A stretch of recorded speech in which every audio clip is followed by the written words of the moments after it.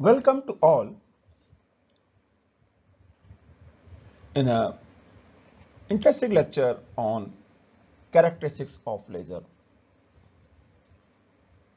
We all know that the laser characteristics are very much different from normal light.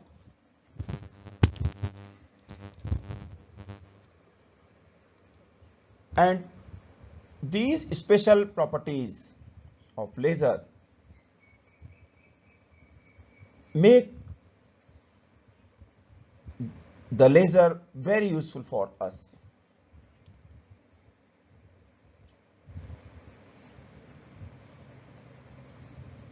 The laser, which is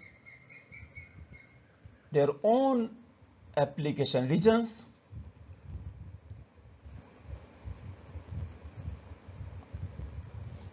have some different application than the normal light. Using laser we can do many things that normal light can't do, and which makes them very special for all of us. The directionality of the laser is very high. Monochromaticity is there. We will discuss many characteristics in this lecture.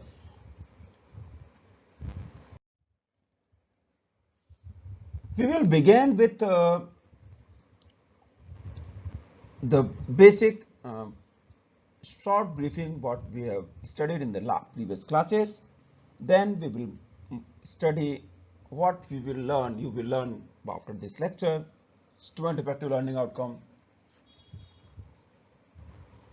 Then we will study the characteristics of laser one by one and a short briefing about applications and an exercise. This is our outline, what we will do in the next 30 to 40 minutes.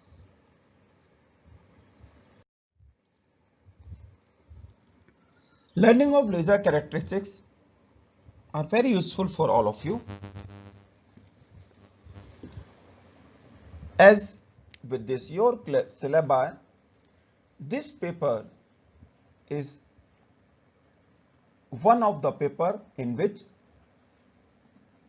we have many possible applications, and laser have many specific applications. So to think over those applications, you must know what are the particular properties of laser. Might be you may know some of the properties, but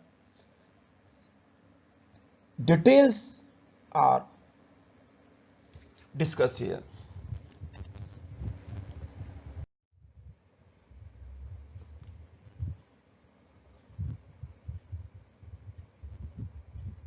This lecture will provide you ability to solve problems through application of theory and practical concepts.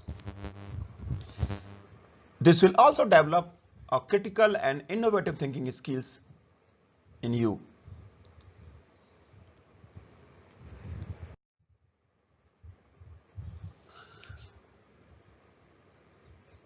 We all know that laser is an acronym, and laser stands for light amplification by stimulated emission of radiations.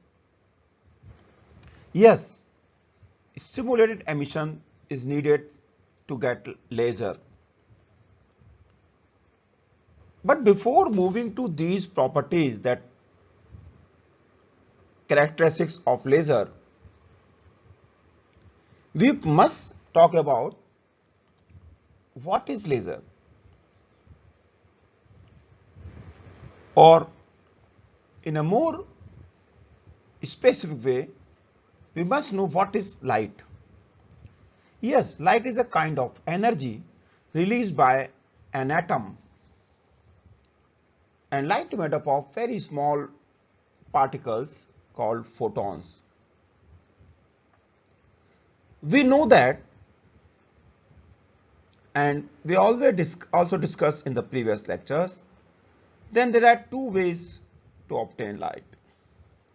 One is spontaneous emission, second one is stimulated emission. We also know that light has dual nature. Light can give wave and particle nature both.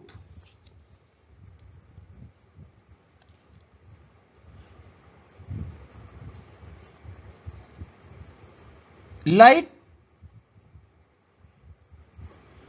when we talk about laser, is not only amplifies or increase the intensity, but also penetrates. And so the stimulated emission is very important to know here. What is stimulated emission?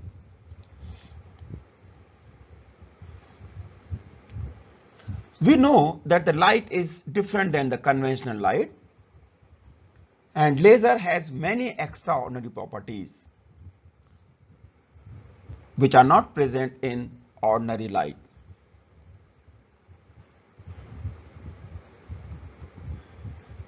We will discuss those specific properties here.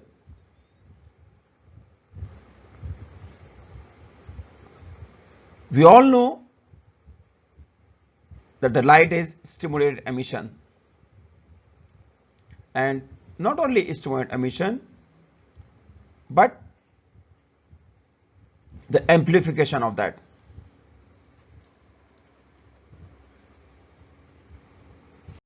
But the stimulated emission gave many specific properties to this light.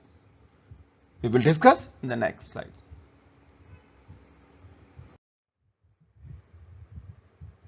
As we have discussed, laser is known for 4 unique characteristics that differentiate it from ordinary light, and these are coherence, directionality, monochromaticity, and high intensity. All are very unique characteristics.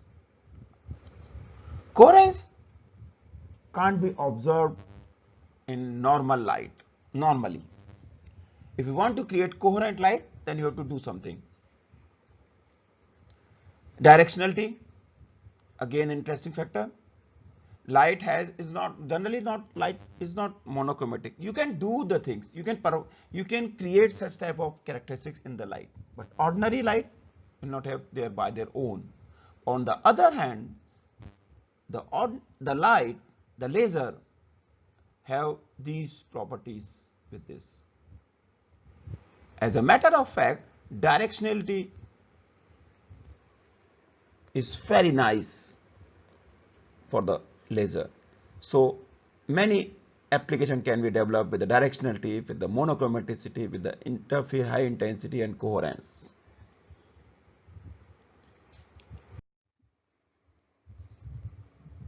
The first and most important property is coherence. The coherence, we all know that the visible light is emitted when excited electrons jump into lower energy from higher to lower. And the process of electron moving from higher to lower level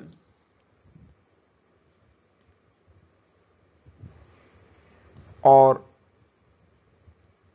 lower level to higher level is called electron transition. Whenever an electron moves from lower to higher, it is called absorption, and whenever electron moves from higher to lower, it is called emission. But this emission is normally spontaneous. In ordinary light sources like lamp, sodium lamp, torchlight, the electron transition normally occurs naturally. An electron transition in ordinary light source is random with respect to time. The photon emit from ordinary light source have different energies, different frequencies, wavelengths, colors, and hence the light wave of ordinary light source have many wavelengths. And therefore, the photon emitted by ordinary light source are most of the time out of phase. They are very random, as you can see in the figure given on the right hand side. These right hand side figures showing you incoherent light. Light is not coherent. No relation can be observed here. All have different frequencies and wavelengths. You can see here, this is different, this is different, this is again different, and this is different. There is no relation between these. That is why this such type of light, when there is no particular relation between all emitted light, that is called incoherent light.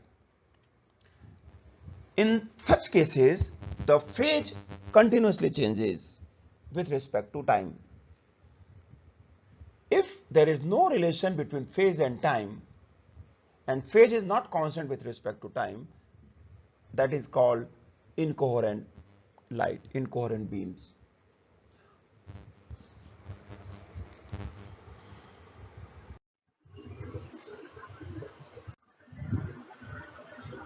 However, in laser, the electron transition occurs artificially. That is termed as stimulated emission. You have to stimulate the photons of excited state. In this case, the electron transition occurs in a specific time. So there is a relation with time, and all the photons emitted in laser have the same energy frequency of wavelength. So the light of laser have single wavelength of color. All have same color, same energy. Therefore, the wavelength of laser light are in phase in space and time both. And in laser, this is called stimulated emission, which is used to produce. The important thing is this light is called coherent. Here the meaning of coherence is the light should be either have zero phase difference or constant phase difference. There should not be variable phase difference. Variable phase difference means it is incoherent light, but it has some relation, and the phase difference is constant, either constant or zero, then it is called coherent light. Here shown in the figure, coherent light.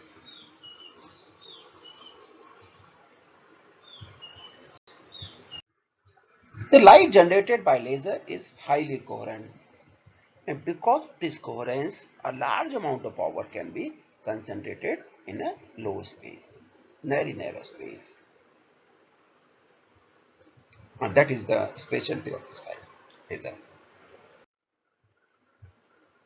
Another property of the laser is it has direction. It not only this general sense direction, directionality is highly directional.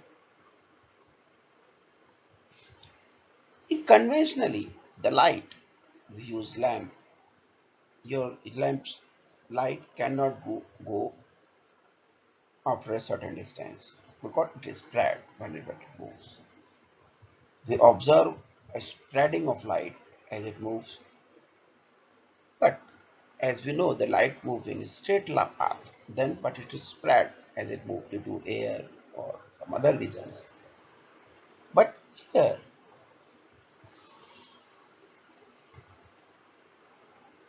this light source cannot spread, move in the same direction always. In conventional light source like sodium lamp, torchlight, the photon travel in random direction. Therefore, these sources emit light in all directions.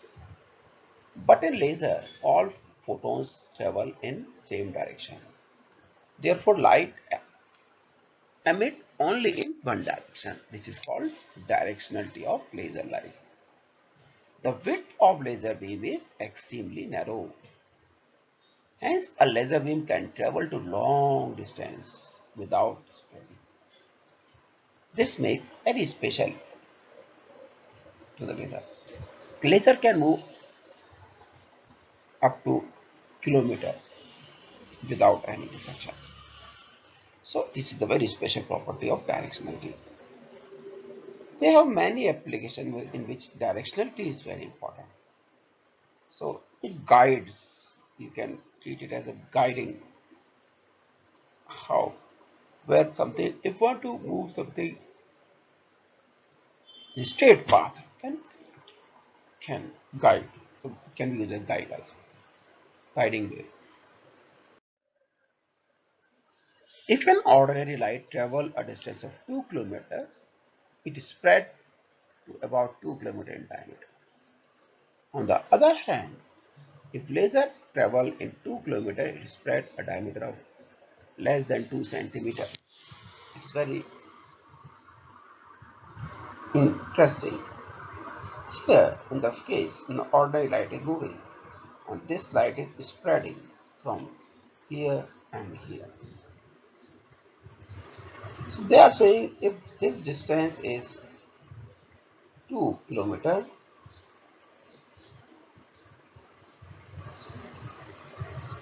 then this distance should also be 2 km. So it's very interesting.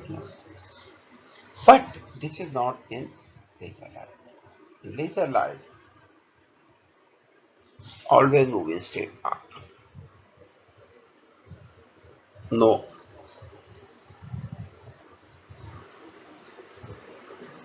spreading is there. Monochromatic light means a light containing single color or wavelength. The photons emitted from ordinary light source have different energies, frequency, wavelength, or color. Hence, the light wave of ordinary light source have many wavelengths or colors. Therefore, ordinary light is a mixture of waves having different frequencies. Even monochromatic light, we consider the sodium as monochromatic light, even though it's a monochromatic, but it has at least two wavelengths, 5890 and 5896 angstrom, and the wavelength difference is 6 angstrom, which is not truly monochromatic.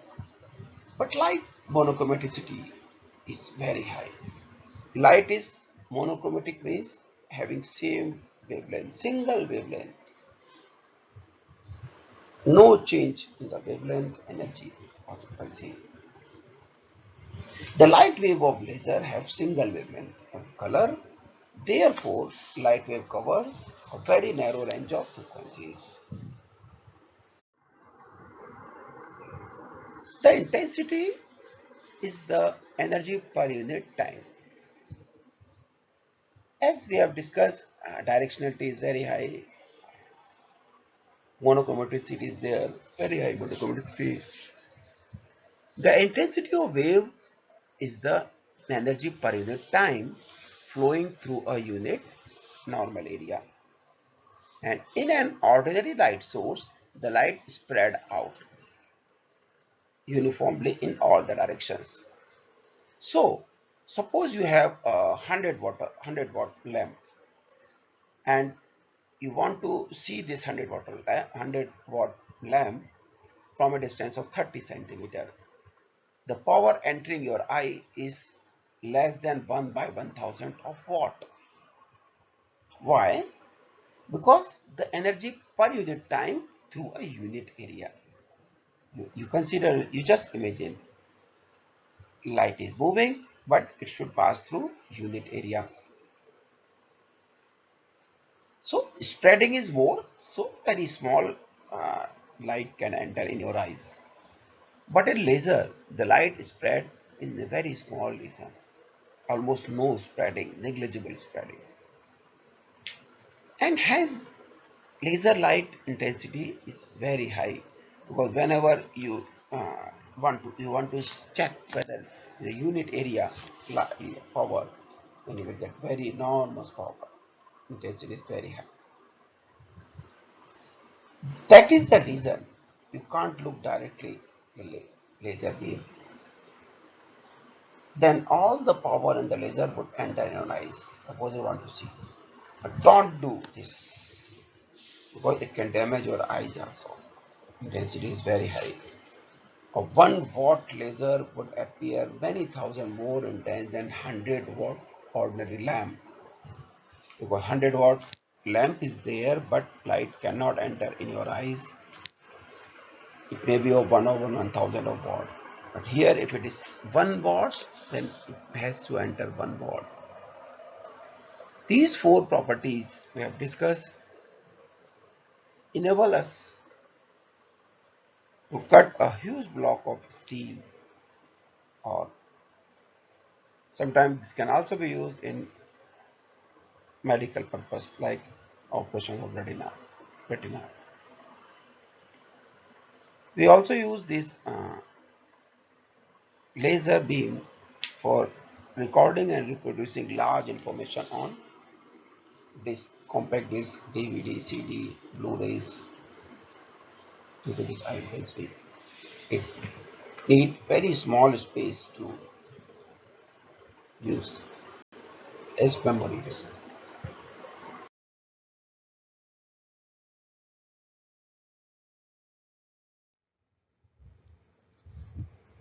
We have discussed many characteristics of laser that makes him the best candidate for many applications.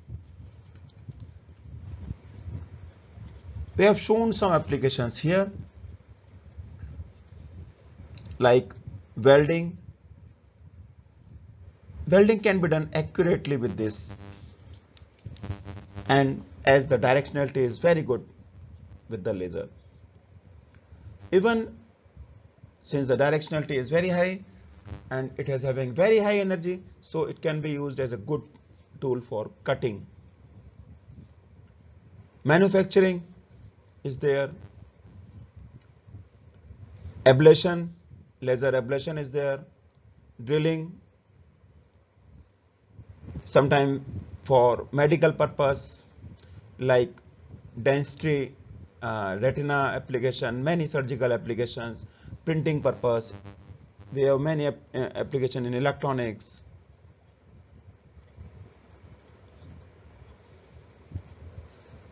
And other things. Holography also use now laser.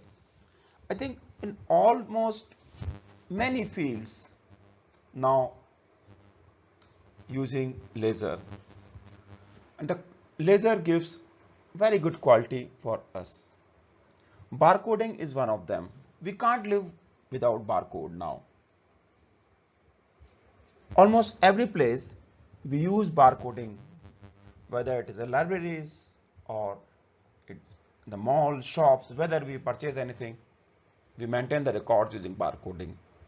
So barcoding is one of the biggest application.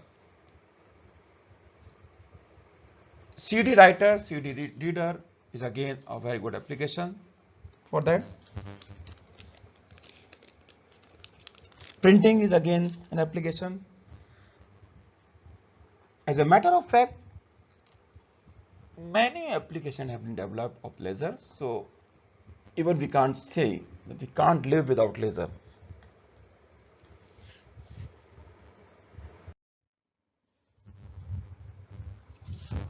Two questions I have given here for exercise.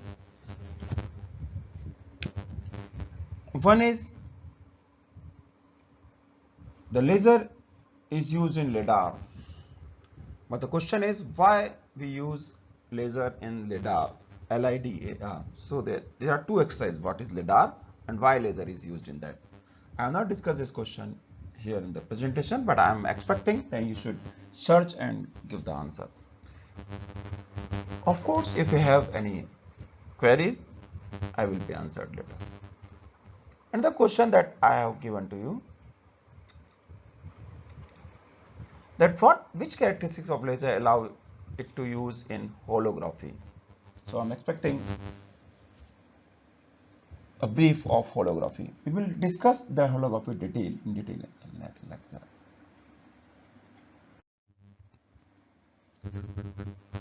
These are the references that you can take for further reading. Laser by Avandulu and Shivsagar as Chand publication, and Optics by A. Ghatak. You can also go through with the website reference if you need. Thank you.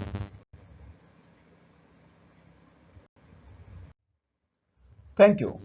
In this lecture, we have talked about characteristics of laser. We have discussed many special properties that make him very special than others. Thank you. Take care.